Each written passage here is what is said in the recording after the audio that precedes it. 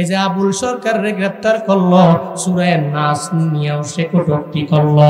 আল্লাহ কইছে নাস, কুল আউযু বিরাব্বিন নাস, আল্লাহ কয় নাস, ও কুল আউযু বিরাব্বিন নাস, আল্লাহ কয় নাস মালিকিন নাস, আবার বলে আল্লাহ কয় নাস। এর মানে আমরা সবাই মিলে স্টেজের মধ্যে নাচানাচি করি, নাচের জন্যই তো আল্লাহ দুনিয়ার মধ্যে পাঠাইলো।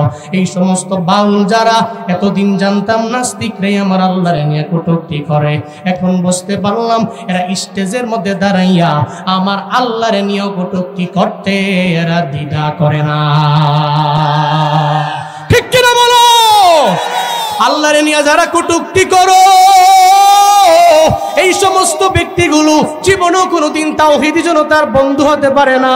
কারণ আমাদের মালিক, আমাদের রব এদের সাফাই গাইয়া যারা বলে এদের মুক্তি করো, ফরহাদ মজহার বলে আবুল সরকারে সাইরা দাও নাইলে আমারে গ্রেফতার করো। ফরহাদ মজহাররা জানে না এদের ক্যাটাগরি কতটুকু পর্যন্ত, এরা জানে না এদের দূর কতটুকু পর্যন্ত।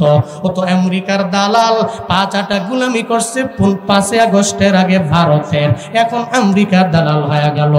মানিকগঞ্জে মানববন্ধন আমি নিজেই করব, আবুল সরকারকে আমি বের করে এনে ছাড়ব। ফরহাদ মজহার সাহেব আপনারে বলি, এতদিন যাই করছেন তবে অসুবিধা নাই।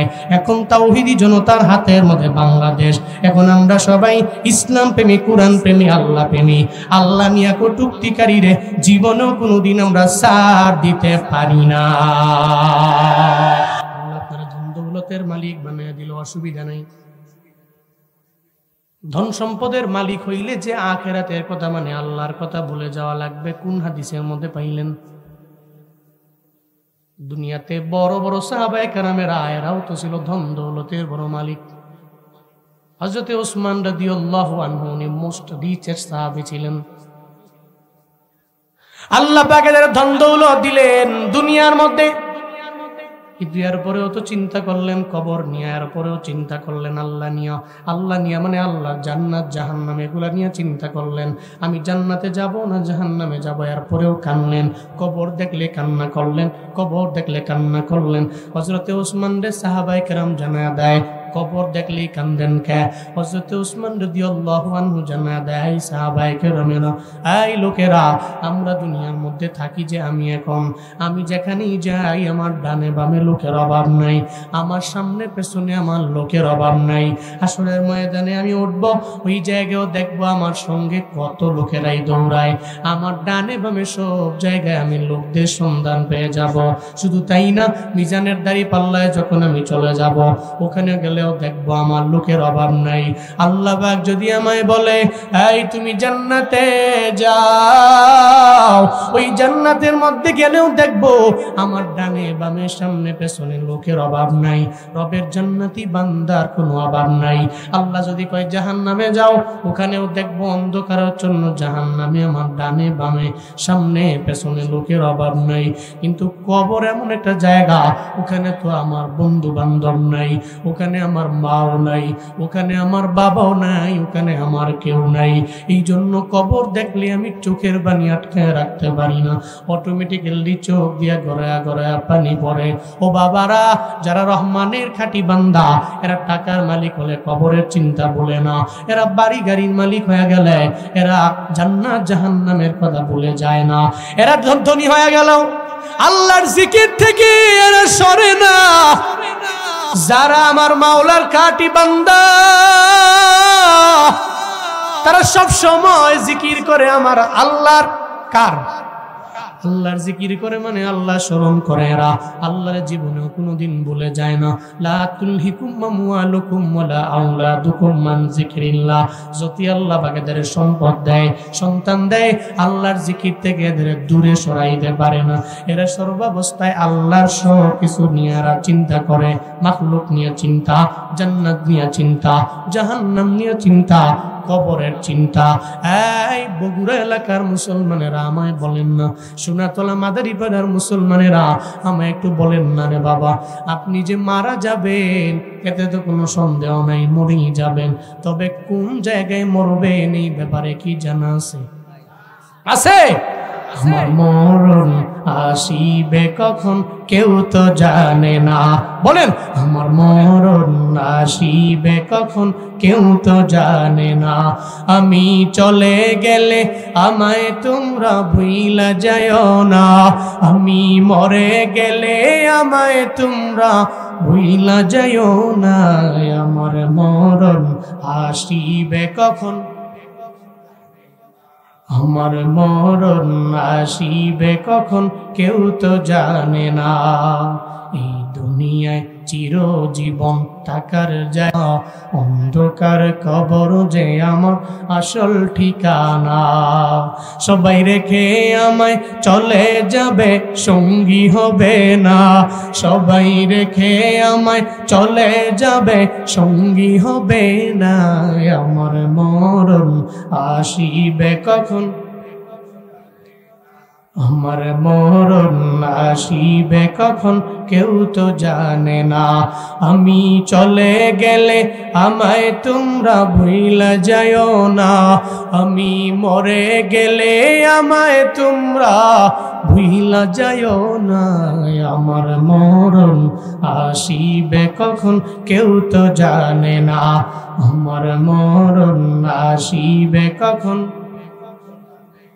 এর মানে কোন জায়গায় মরণ হবে আমি জানি। ওই কবরের মধ্যে সব আমারে রেখে চলে আসবে, আমি একা। যেই কবরের মধ্যে আমার মাও নাই, বাবাও নাই, বন্ধু বান্ধব নাই, কেউ নাই রে বাপ। কবরের মধ্যে থাকবেন আপনি একা। জীবনেও কোনোদিন কবরের চিন্তা ভুললেন না, চিন্তা করেন না।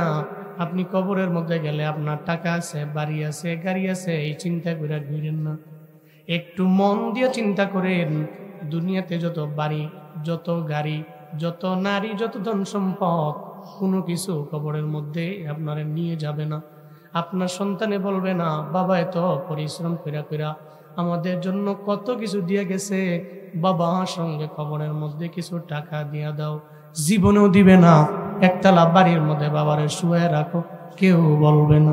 আমি জুনায়েদ আল হাবিব যদি আজকে আমার নিঃশ্বাস প্রশ্বাসটা বের হয়ে গেল, আমি যদি ভিতরে না নিতে পারি, আর হার্টবিটটা যদি এখনই বন্ধ হয়ে যায়, তাহলে আমার নামের সঙ্গে লাগাই দিবে এটা জুনায়েদ আল হাবিবের লাশ। ওরে জীবনেও কোনো দিন আর এই এলাকার মধ্যে রাখা যাবে না, উপরে রাখা যাবে না। ওরে মাটির নিচে কবর দিয়ে দাও, ওরে দাফন করে দাও। এর মানে বোঝা গেল একটা সময়ের জন্য তো আমার দুনিয়ার মানুষেরা রাখবে না, সবাই ট্যাগ লাগাই দিবে, একটা উপাধি নতুন করে আমার নামের পাশে লাগবে। ভাই জুনায়েদ আল হাবিবের নামাও এমন বলবে না, ভাই তার লাশটা কবরের মধ্যে নামাও, তার লাশটা কবরের মধ্যে নামাও। আপনার আদরের বিবি একটা বারের জন্য বলবে না এর 5 দিনের জন্য রাখ। আপনার সন্তানেরাও বলবে না, হ্যাঁ আমার বাবারে 2 দিনের জন্য রেখে দাও, ওই তাড়াতাড়ি দাফন করে দেও, নইলে লাশটা পচে দুর্গন্ধ হয়ে যাবে। ও বাবারা, এই জন্যই যেই বান্দা রবের খাঁটি বান্দা, এদের কোয়ালিটি হলো এরা জীবনেও কোনোদিন দুনিয়া পাইয়া আখিরাতে চিন্তারে এরা ভুলে যায় না। এরা রবের দরবারে জাহান্নামের চিন্তা নিয়ে কাজ করে। ভারতবর্ষের মধ্যে এক আল্লাহর বান্দা, উনি একজন আলেম। কেউ কেউ বলেন ওই আলেমের নাম হলো শাহ আব্দুল আজিজ মুহাদ্দিসে দেহলভী রহমাতুল্লাহি আলাইহি। আল্লাহ পাক ওনারে সৌন্দর্যতা দিয়ে দিলেন, এত সুন্দর করে বানাইলেন। দেখবেন সমাজের মধ্যে নারীর এই সুন্দর এমন না, কিছু যুবক সন্তান এমন আছে, ছেলে এমন আছে, অনেক পরিমাণে সুন্দর আছে না নাই? ইউসুফ নবী যেমন সুন্দর, কত সুন্দর যে ইউসুফ নবীর জন্য জুলাইখা বড় পাগল, এত পরিমাণে পাগল। ওই সুন্দর করে দরওয়াজাটা লাগাইয়া তালা মাইরা কয়, তুমি আমার সাথে খারাপ কাজের মধ্যে লিপ্ত হয়ে যাও। না না, আমি তো আল্লাহরে ভয় করি, আমি জীবনেও তোমার সাথে জেনার কাজের মধ্যে লিপ্ত হতে পারি না, কারণ তিনি তো আমার আল্লাহরে ভয় করে। জুলাইখা দরওয়াজা লাগাইয়া তালা মেরে ফেললো। কেন রে? ওই তোর সৌন্দর্যের মধ্যে আমি মজে গেলাম, সৌন্দর্য দেখে পাগলের মতো হয়ে গেলাম। আল্লাহ পাক রব্বুল আলামিন ওই হুজুরের চেহারার মধ্যে এমন নূর দিয়ে দিল, উনি সুন্দর মানুষ। আল্লাহ পাক ওনার সৌন্দর্যতা দিয়ে আল্লাহ পাক দুনিয়াতে ওনারে বানাইলেন, পাঠাইলেন। উনি পড়াশোনা করতেন, হাদিসের দর্শে যেতেন। ওখানে গিয়ে সব মুহাদ্দিসিনদের সামনে বৈশা বৈশা উনি ওই জায়গার মধ্যে কিতাবে ইলম গ্রহণ করত, মানে বুখারী পড়ত, মুসলিম পড়ত, মুসলিমে আউয়ালাকের পড়ত, এরা যে পড়ত পড়ার জন্য উনি প্রতিদিন যাইতেন, আবার থাকতেন অনাবাসিক আবাসিক না। উনি ওনার ঘর থেকে বের হয়ে যাইতেন, সকালবেলা যাইতেন আবার বিকেল বেলা চলে আসতেন, সকালবেলা বের হইতেন বিকেল বেলা চলে আসতেন। ওই এলাকার মধ্যে ছিল এক বড় জমিদার। জমিদাররা কি গরিব নাকি বড় লোক? জমিদাররা বড় টাকাওয়ালা, ধনী। রাস্তার পাশে এক 2 তলা বাড়ি বানাইছে। কয় তলা? 2 তলা বাড়ি বানাইছে। জমিদারের বিবি থাকে 2 তলায়। 2 তলাটা সুন্দর করে দুনিয়ার জান্নাত বানায় ফেলছে, সুন্দর করে বানাইছে। এই আগের দিনের জমিদারের বাড়ি এখনো দেখবেন বিভিন্ন এলাকার মধ্যে আছে। এই জমিদারের বাড়িগুলো দেখার জন্য আমাদের যুবকেরা যায়। দেখবেন জমিদারের বাড়ির সামনে গিয়ে মোবাইল দিয়ে ছবি তোলে। আপনার এলাকার যে মহস্থানগড়, ওই জায়গা তো গিয়ে আপনারা ছবি তোলেন। এই শুধু তাই না, বিভিন্ন এলাকার মধ্যে আছে বড় বড় জমিদারদের বাড়ি। ওই জমিদারদের বাড়িগুলো আজও আছে রে বাবা। মাত্র জমিদার বাড়ি বানাই 2 তলা বাড়ি, 2 তলার মধ্যে আর বউ থাকে। আর আল্লাহর বান্দা ওই হুজুরটা, উনি প্রতিদিন সকালবেলা মাদ্রাসায় যায়, আবার মাদ্রাসা থেকে বিকেল বেলা বাড়ির মধ্যে চলে আসে। আল্লাহর ওই গোলাম প্রতিদিনের ন্যায় যায়। আর জমিদারের যে বিবি, উনি ফাসেকা, এই মহিলা বড় অন্যায়কারিনী। উনি মানুষের উপরে জুলুম করে, কারণ জমিদারের বউ। ওর তো মনে মনে করে আমার পাওয়ার আছে, আমার ক্ষমতা আছে, আমি জমিদারের বউ, এর মানে আমার পাওয়ার অনেক পরিমাণে বেশি। 2 তলার মধ্যে বসে বসে রাস্তা দিয়ে কে যায় সব এক এক করে তাকায়। আর ওই যুবক দেখলে এদেরকে বিভিন্ন খারাপ ভাষায় এদেরকে সামনে আনে, কুপ্রস্তাব এদের সামনে রাখে। আল্লাহর ওই বান্দা আলেম, উনিও প্রতিদিন রাস্তা দিয়ে যায়। 2 তলার মধ্যে ওই মহিলাটা তাকায়া দেখে একটা হুজুর যায়, হুজুরের চেহারার মধ্যে নূর দিয়া ভরা। সুবহানাল্লাহ পড়বেন না? হুজুরে দেখা 2 তলা থেকে বাপরে বাপ, কত লোক দেখলাম, হুজুরের দিকে তো মোটামুটি হুজুরের চেহারাও বড় সুন্দর। হে মনে মনে কয় এই হুজুরের সাথে আমার খারাপ কাজে লিপ্ত হওয়া লাগবে। নাউজুবিল্লাহ জোরে পড়বেন না, আরো জোরে পড়বেন না, নাউজুবিল্লাহ। জমিদারের বিবি তো, সঙ্গে একজন দাসী আছে। দাসী তার কাজটা সব করে। এবার গায়ে দাসী, প্রতিদিন এই হুজুরটা কই যায় রে? হ্যাঁ যেন মন ধরে না যায়, আপনি আপনারা তো কিছু দেখে লাভ আছে। এবার ওই দাসী রে কয়, তুই আমার হুকুমের গুলাম। এত কথা বলতে বলছি, জমিদারের বিবি না, বলি বাপরে বাপ, পাওয়ার কি।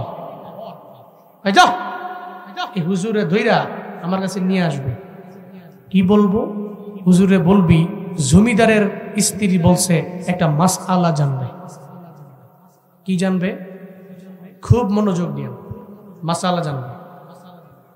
দাসী আসছে, আসে কে হুজুর, জমিদারের স্ত্রী আপনার কাছে যাওয়ার লেগে। কি কো না কো, মহিলা মানুষ আমার ডাকছে, আমি মহিলা কথা শুনবো? আল্লাহওয়ালা হুজুর তো পড়েন আল্লাহু আকবার। এ মিয়া, সমাজে বহু হুজুর আছে। আমগো এলাকায় হুজুর ছিল, বহুত বছর মসজিদ ইমামতি করত। ভাবি ভাবি কইয়া যে একেবারে ঢুকে যেত একেবারে পাহাড়ের মধ্যে, চুলার মধ্যে কাছাকাছি গিয়া ভাবি রুটি বানায় দেয়, এবার খায় আর আড্ডা মারে। হুজুর হুজুর না খেজুরে, নাউজুবিল্লাহ কয় না। আগের দিনের কথা বলতেছি, ভারতবর্ষের ভালো আলেম আবার আল্লাহওয়ালা। আমি মহিলার সাথে কথা বলবো না। দাসীও বড় চালাক, এমন মনে কয় যদি না নিতে পারি তাহলে তো আমার জমিদারের বিবি খাইছে রে আমারে, বাপরে বাপ। আপনি মাসালাটা সর্বোচ্চ 2 মিনিটের, একটু আসেন আসেন, কোনো সমস্যা নেই, আসেন 2 মিনিট। হ্যাঁ মনে মনে কয় থাক 2 মিনিটের জন্য যাওয়া যায়। আল্লাহর এই বান্দারে রাজি বানায় ফেললো। হুজুর চলে গেল, দরওয়াজার সামনে গিয়া দাঁড়ায়, চোখগুলোরে বন্ধ করে নেয়, মহিলার দিকে তাকায় না। এবার ওই মহিলা বলে, জমিদারের বিবি বলে, এই দাসী হুজুরে নিয়ে আয়, ঘরের মধ্যে আই না। দরওয়াজাটা লাগাইয়া হুজুরে বলে, হুজুর আপনি আসতেন কি জন্য? কয় আপনি তো আনলেন। কয় আসলাম যে আপনি বলে কি মাসালা জানবেন? এই মাসালা আপনারে বইলা দিয়া চলে যাব। কয় চোখটা কেন খুলেন না? কয় চোখ আমি খুলতে পারি না, কারণ আমার অন্তরের মধ্যে একজনের ভয়, চিল্লা বলেন তার না। শুধু নারী পুরুষের পর্দা করবে এমন না। বগুড়া এলাকার মানুষ, এই পুরুষেরা, নারী শুধু পর্দা করবে, বোরকা বইরা বইরা চলবে। আপনি নারীরে বললেন, কিন্তু আপনি তো ইচ্ছা মতো নারীর দিকে তাকিয়ে রইলেন, হবে না। নারীর জন্য যেমন পর্দা, পুরুষের জন্য তেমন পর্দা। আল্লাহর এই বান্দা হুজুর কয় আমি চক্ষু জীবনেও খুলতে পারি না, আপনার কি মাসালা আছে আমারে বলেন না, 2 মিনিটের মধ্যে বইলা দিয়েই আমি চইলা যাব। আপনি যেহেতু আমারে ডাকছেন, আমি আসলাম, আমারে বিদায় দিয়ে দেন, আমি এখানে থাকতে পারি না। কয় কেন আপনারে আনলাম? আপনি বুঝেন না, আপনি আমার সাথে জেনার কাজের মধ্যে রুমের মধ্যে লিপ্ত হয়ে যাবেন। ওই জীবনেও কোনোদিন তো এটা সম্ভব না। আবার কয় জমিদারের বিবি কয় আমার পাওয়ার জানেননি। উনি মনে মনে কয় আপনি যদি একবারের জন্য না করেন তাহলে আপনার কি হবে বুঝেন না। আপনি যখন বের হয়ে যাবেন, বের হয়ে যাওয়ার পরে আমি সবাইরে বলবো এই হুজুরটা আমার সাথে অন্যায় করার জন্য, জেনা করার জন্য আমার বাড়ির মধ্যে আসছিল, আমার সাথে জেনা করতে না পাইরা দৌড়ে চলে যাচ্ছে, আমি বিদায় করে দিছি। তাহলে সবার গণপিটুনি খাবেন, আপনারা গণপিটুনি দিয়ে এই জায়গার মধ্যে মেরে ফেলবে। আল্লাহর ওই বান্দা বড় বিপদের মধ্যে পড়ে গেল। আর ওই জমিদারের বিবি কয় আমার সাথে জেনা কর, কিন্তু আমার মাওলার খাঁটি যেই বান্দা, এরা জীবনেও কোনোদিন কবিরা গুনাহ করতে পারে না, এরা জীবনেও সগীরা গুনার দ্বারে কাছেও যায় না। এরা তো আল্লাহর ভয় নিয়ে চিন্তা করে, এরা জাহান্নামের আগুনের চিন্তা করে আগায়। আল্লাহর বান্দা মনে মনে চিন্তা ভাবনা করে আর রবের দরবারে বলে, ও দয়ার মালিক, এই জায়গায় তো আমার সাহায্যকারী কেউ নাই, তুমি ছাড়া আমার আল্লাহ, আমার কেউ নাই। আমার তো এখানে বন্ধু বান্ধব নেই, আমার মা বাবা নাই, পরিবার নাই, আমার কেউ নাই। সে আমার সাথে গুনাহের কাজে জন্য লিপ্ত হইতে আমার জাহান্নামী বানানোর জন্য সে আমার কুপ্রস্তাব দেয়। আল্লাহ আমি জীবনে রাজি হতে চাই না। ও আল্লাহ, আমি তোমারে ছাড়তে চাই না, আমি জেনা করতে চাই না, আমি ব্যভিচারের মধ্যে লিপ্ত হতে চাই না রে আমার আল্লাহ। জীবনে কোনোদিন তুমি আমার জেনাকারী বানায়ো না। ও আল্লাহ, তুমি আমার এটা পথ বের করে দাও। আল্লাহ তো কয় যেই বান্দা আমার ভয় নিয়ে আগায় যায়, ওয়ামাই ইয়াত্তাকিল্লাহ ইয়াজআল লাহু মাখরাজা, আমি আল্লাহ গুনাহ থেকে বের হওয়ার জন্য বিভিন্ন পথ বান্দার দিয়ে দেই। আমি আল্লাহ বান্দার ব্রেইনের মধ্যে ঢুকায় দেই। আল্লাহ ইলহামের মাধ্যমে জানায় দিল, এ গোলাম, তুই জেনা থেকে বাঁচতে পারবা একটু, আমি আল্লাহ তোর পেটের মধ্যে ওয়াশরুমের চাপ দিয়া দিছি। কিসের? 2 নাম্বার টয়লেট, টয়লেটের এমন চাপ দিয়ে দিছে আল্লাহ, ইলহামের মাধ্যমে জানায় দিছে, তুই খালি ক আমি একটু ওয়াশরুমে যাবো। এবার এই মহিলা, তুমি তো আমার সাথে জেনা করবা, তাই না? হ্যাঁ, জেনা টেনা করতে হইলে, এই খারাপ কাজ করতে হইলে তো মনে শান্তি লাগে। কি লাগে? আমার পেটে যে অবস্থা, যে মুসুর মারছে, শান্তি তো নাই। মাঝে মাঝে দেখেন না পেট খারাপ হয় না, তখন দেখবেন যে খাইছে রে, যখন মুরসা মারছে শান্তি নাই রে, কোন জায়গায় আছে ওয়াশরুম, দৌড় মার খালি। তখন ঠিক কিনা বলেন? যদি খালি 1 মিনিট না যাইতে পারে তো লুঙ্গি শেষ, কেল্লা ফতে। মনে শান্তি নিয়েই তো যা করা লাগবে। কি করতে চাও? আমি একটু ওয়াশরুমে যাবো। হুজুরে মনে মনে চিন্তা করছে, হুজুরের বাড়ির ওয়াশরুম তো ঘরের মধ্যে নাই, ওনার ওয়াশরুম তো দূরে, দূরে না, ঘর এনে ওয়াশরুম বাইরে। উনি মনে করছে ওয়াশরুমও যাইয়া এরপরে কি আর আবার কি বাথরুম টাথরুম একটা দৌড় দেবো, শেষ আমি নাই, আমার পাইবো কই? কিন্তু এরা তো জমিদারের বিবি, 2 তলার মধ্যে ওয়াশরুম বা রুমের লোক। ঠিক আছে, যেহেতু আপনি ওয়াশরুম করবেন, এই যে দেখেন টয়লেট। হুজুর আর কি কাম হয়েছে রে, এখন আনতে যাবো কেমন? ওয়াশরুমে ঢুকছে, ওয়াশরুমে ঢুইকা বাপ মনোযোগ দিয়েন, ওয়াশরুমে ঢুইকা ওয়াশরুম সারছে। এবার মনে মনে চিন্তা করে, আল্লাহ জানাই দিছে, ওরে তোরে তো জেনার কাজের মধ্যে আমি লাগাবো না, আর ও তো চায় না, বিবিচারের মধ্যে লিপ্ত হয়ে যাবে। ও সঙ্গে সঙ্গে ওয়াশরুম কইরা এই সমস্ত ময়লাগুলো তার হাতের মধ্যে মাখছে, তার শরীরের মধ্যে মাখছে, তার মুখের মধ্যে মাখছে, সব পুরা বডিতে মাইখা ওয়াশরুম থেকে বেরিয়েছে। এবার জমিদারের বিবি কয়, তুমি কে? হু আর ইউ? কি দুর্গন্ধ। এই দাসী, আরে নিয়ে এসো এটা। কারণ লোক তো আগেরটাই, এমন অবস্থা কে, এই দুর্গন্ধ দুর্গন্ধ, তাড়াতাড়ি তাড়াতাড়ি হেরে ধইরা তাড়াতাড়ি বের করো আমার রুম থেকে। সুবহানাল্লাহ পড়বেন না? এই দুর্গন্ধযুক্ত লোক, ওর সাথে আবার জেনা করবো। ধমক দিয়ে দাসী বের কর। গোরফা থেকে বের করে নিয়ে গেছে, হুজুরে কয় কাম ধুইছে। সুবহানাল্লাহ পড়ে না? আরো জোরে করে সুবহানাল্লাহ। বের হয়ে গেছে। বের হয়ে যায়, মনে মনে চিন্তা ভাবনা করে, আমি তো মাদ্রাসায় যাইতেছিলাম, আজকে না গেলে আমার মিস হয়ে যাবে। আমি অনেকগুলা হাদিসের দর্শ থেকে আমি পরিপূর্ণ পিছায় যাব। বাড়ির মধ্যে যায় না, চলে গেল মাদ্রাসার মধ্যে। যাওয়ার আগে একটা পুকুরের মধ্যে, একটা খালের মধ্যে, পানির মধ্যে নেইমা সবগুলা সুন্দর করে ধুইল। বগুড়া এলাকার মুসলমান আমায় বলেন না, যতই ধুইবে গন্ধ আছে না নাই? আসেনি? সাবান তো ওখানে নাই, পুরো বডির মধ্যে ময়লা এমন ভাবে লাগাইছে, সাবান ছাড়া তো জীবনে কোনোদিন নেই, গন্ধ যাবে না, পুরা বডিতেই তো গন্ধে ভরা। কিন্তু উনি ময়লাগুলো সরাইয়া সুন্দর করে পাঞ্জাবিটা পইরা এবার রওনা হয়ে গেল মাদ্রাসার মধ্যে। আমি হাদিসের কিতাব তো আমার ধরাই লাগবে, যদি আমি না যাই তাহলে আমি পাবো না। আল্লাহর ওই বান্দা রওনা চলে গেল মাদ্রাসার মধ্যে। আবার ব্রেইনও ছিল খুব ভালো, হুজুরের ব্রেন ভালো। আবার বসতো প্রথম টেবিলের মধ্যে, প্রথম বেঞ্চের মধ্যে বসতো। কিন্তু আজকে যে শরমে লজ্জায় সামনের বেঞ্চের মধ্যে বসে না, একেবারে সবার পেছনের টেবিলের মধ্যে বসে রইল। এদিকে হুজুর যখন ক্লাসের মধ্যে ঢুকলো, হুজুর ক্লাসে ঢুকে দেখে যেই ছেলেটারে আগে দেখতাম সামনে, সে চলে গেল পেছনে। তার মনে মনে চিন্তা, আমার দুর্গন্ধের কারণে সব ছাত্রদের কষ্ট হয় কিনা, আবার হুজুরেরও বড় কষ্ট হয়ে যায় কিনা। ওই হুজুর যখন ঘরের মধ্যে ঢুকলেন, ক্লাসের মধ্যে ঢুইকা হুজুর কয়, কে আসো? এমন ঘ্রাণ এখানে কেন? কেন এত ঘ্রাণ? কেন রে? এবার পেছন থেকে ওই হুজুর কয়, মনে হয় হুজুরের নাকের মধ্যে আমার গন্ধ চলে গেছে, মনে হয় গন্ধের কারণে হুজুর বিরক্ত হয়ে যাচ্ছে।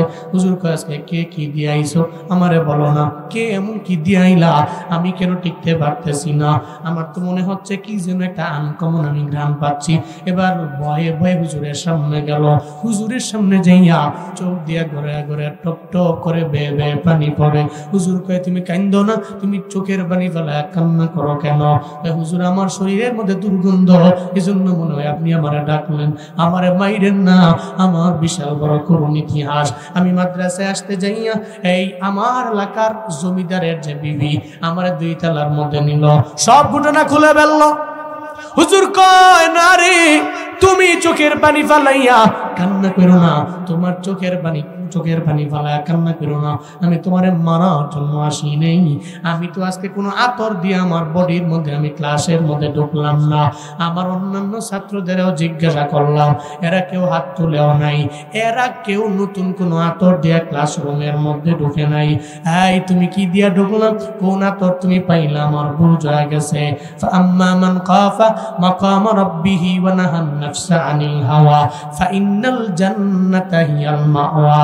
আল্লাহর ভয় নিয়া যেই বান্দা চোখের পানি ফেলাইয়া গুনাহ থেকে বাঁচার জন্য দৌড়ায়, ওই বান্দার স্থান হলো আমার মাওলার জান্নাত। এই আমার ছাত্র, তুমি আমার আল্লাহর ভয় নিয়ে ওই পায়খানার মধ্যে কি ময়লা লাগাইছো, তোমার ওই ময়লা লাগানো আমার আল্লাহর দরবারে এত পরিমাণে পছন্দ হয়ে গেল, আমার আল্লাহর কাছে এত পছন্দনীয় হয়ে গেল। এখন আর তোমার শরীরের মধ্যে কোনো গন্ধ নাই, দুনিয়া বিলাইনের কোনো ময়লার গন্ধ নাই, কোনো মূত্রের গন্ধ নাই, কোনো মলমূত্রের গন্ধ তোমার বডির মধ্যে পাওয়া যায় না। আল্লাহ পাক দুনিয়ার মধ্যে তোমার বডিতেই জান্নাতি সুঘ্রাণ দিয়া ভরপুর বানায়া দিছে। আতিনা ফি দারে দুনিয়া নাসান, আতিনা ফি दारे उक़बाना हसन या गियासल मुस्तगीसी नहदीना लफ्दिखार बिल उलूमे वल गिना हर गोरी देने को तू तैयार है झूना मंगे उस्त तू वे जार है।